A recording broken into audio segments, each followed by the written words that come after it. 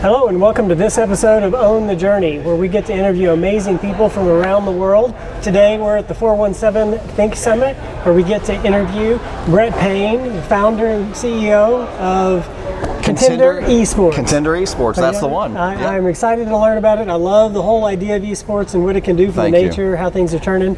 So for those that don't know your history, tell us just a little bit about how you landed in this unique space. Oh my goodness, that's a long story for sure. I'll keep it very short. So I spent a lot of years in nonprofit and then ended up in technology as a CEO of a software company. Okay. Moved from that to franchising, and I actually ended up in the coffee industry, which was very odd, but I learned a lot about franchising. And in the middle of that, I had a very weird call from some guys in China, and they talked about something called eSports. And off I was Googling to figure out how in the world do you spell eSports. I don't know if there was a dash or it was capitalized or anything. And one thing led to another, and I ended up realizing that there could be a possibility to franchise a concept in eSports. So talk to us, what is Contender eSports? What does that organization specifically do? It helps companies. Well, we actually put in physical gaming locations. We call them social gaming venues. So we have facilities that are between 2,000 and 3,000 square feet. We put them in cities around the United States and outside of the United States. And inside of those facilities, they're open usually from 11 in the morning till midnight or 2 in the morning sometimes. On the weekends, we're open all night long. Wow. People come and casually play. So sometimes it's people coming individually. A lot of times it's mom and dads bringing their kids. So there's the casual play, but then we also do tournaments and we do events, we do birthday parties. We're STEM accredited, so we do STEM education there for kids. We do a lot of things. Anything related to gaming that we can do to help the city is what we're there for. That's amazing. And talk to us just a little bit about how that all weaves together, because you've got a vision about how the gaming community can actually help young people turn into incredible workers. Yeah, and it's beyond just becoming a pro esports player. That's what every parent thinks their kid is aiming for. Secretly, they probably are aiming for that, but it's probably easier to become a quarterback in the NFL than to become a pro esports gamer, real, statistically. So even though they're inspired by that, we do know that by gaming, there's lots of jobs that can come out of that. They can learn hardware, they can learn software, they can learn app development, they can do HR, they can do marketing. There's lots of things that surround the industry of esports that an individual ultimately might find themselves in, but gaming is the vehicle to get them there because that's what they love to do. We give them the capacity to do it, put good mentors around them, and then help them along that path. I love that. And so you're taking the passion, combining it with good education and good mentoring, which I appreciate that very much, and then it gets people on the right track. Now you've got a term for that whole process that I'm going to get it wrong. We do. We call it tech fluency. Tech fluency. Tech fluency. It's a word that kind of bridges for people the idea of gaming just for fun, and actually there's a purpose in this in the workplace.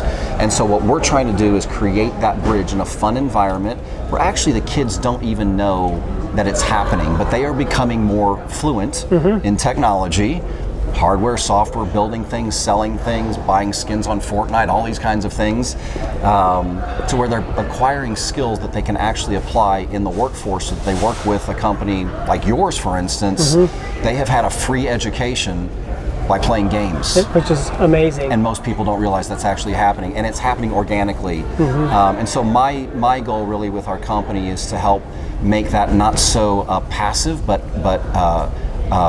focused from the city to say, this actually is something that matters to our city, so let's get everybody in the city involved in this, and let's applaud the people who are gaming, because these are ultimately going to be the people who are going to stick around and run our companies. Yeah, that's exactly right. I mean, we're going to need the technicians, we're going to need the managers, we're going to need the leaders, and eventually we want people to build their own companies. That's exactly right, and gaming really does create kind of the fluidity to allow that to happen. You talk about the idea of building farmhouses as it relates to that. Tell us about that. Yeah, I had that idea before I had to do a trip to Saudi Arabia a few months ago, and I was speaking with this group called the eSports Authority, and I was trying to figure out what are the things that I know are common, no matter who I speak to in the world, they can all kind of relate to it. One of those things is classic rock music. It doesn't matter if you and I call somebody in Islamabad, Pakistan, they're going to know who Led Zeppelin is. That just is going to happen. Right. The other thing that I found, because I talk to people all over the world, and it's always a point of common communication, is soccer. it's true with anybody I talk to in the world. I can bring up classic rock music if I need a common point to have a conversation with, or I can bring up soccer. I can say something like, well, I know that you live in Southampton in England, but I'm a Liverpool fan, so I hope that doesn't offend you. And immediately I have a bond with the person. It's a little trick that I've used. Yeah. I was going to Saudi. I know that they are big soccer fans as well, and I told a story about how FC Barcelona built their entire program, and it was based in a place called La Masia, which is a farmhouse in Spain. I told this story to them. That's how they grew champions, and I told them in Saudi Arabia, if you want to grow champions, you can follow the same process. You just need to build farmhouses. Yeah, that's so good. Thank you. It. Yeah, so good. Now, you've taken a lot of what you have learned in other areas as it relates to franchising, and you've put it into this model. How has that come together? How has that served you? And now you're international, obviously, and so that's obviously had a big impact. Yeah, I think, well, I mean, you and I both share the understanding that business is business. Everyone says that, right? So when you look at a business, there's certain components, and as long as you can execute on those components, you can really apply it to anything.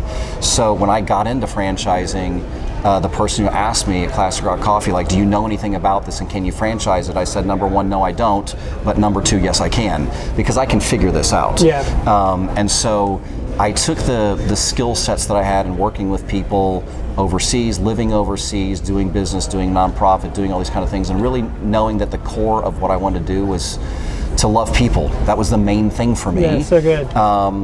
That I could take that and I could look at esports as something that I know everyone is either playing or they know someone that's playing, but they're doing it in kind of an isolated way. Could I build a structure and a facility that would bring people together?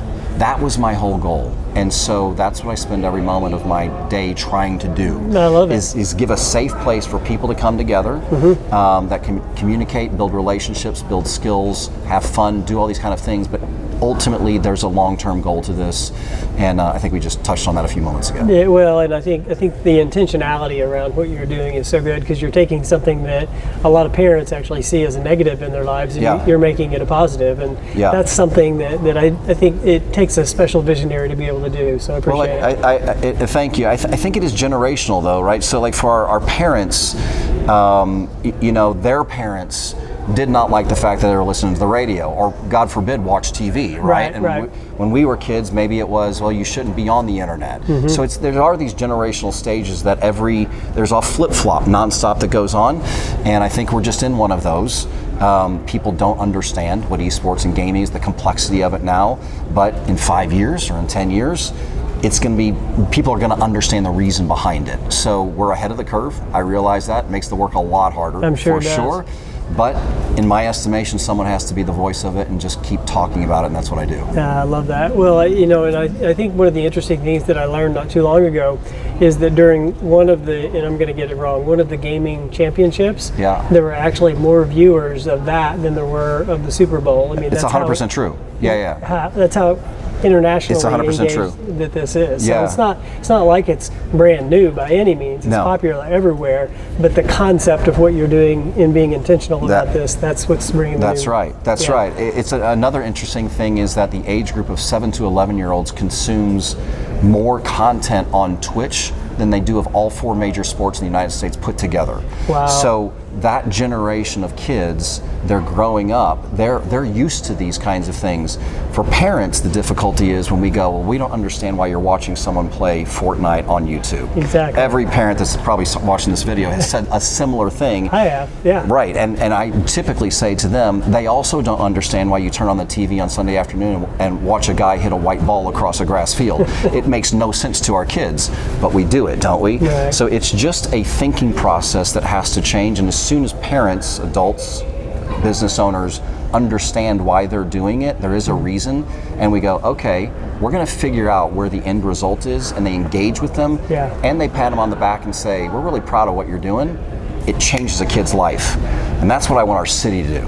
I want our city to say we're proud of you, and for companies to be engaged in the gaming community everywhere, because all of a sudden it is like a honeypot. It'll draw the gamers in, and then you've got more staff, right? Yeah, which I love. Yeah. So how does an organization or how does an individual get engaged with you? How do we with Contender Esports? Yeah. I mean, like if we want to help promote this, how do we do it? I mean, there's lots of different things that we could do. I mean, there's obviously ways that when we run lots of events and tournaments, to have your presence there and be a part of that. Simple promotion of things. I think anything where we can put a company's name side by side with what is happening with the gaming community sends a message not only to the people who are playing, but to their parents. Hey, why is J-Mark associated with this thing that's gaming? It gives validity to it, right? That's probably the easiest, safest thing to do, is just match a company along with an event, just to give nothing else but validity. There's lots of other things that could happen with school systems and the universities, all kinds of things, but that probably is the safest thing right now. Oh, great. I appreciate that, and we'll definitely talk. Good, that sounds great. Those are our future engineers, so that's 100% true. Yeah, that's exactly right.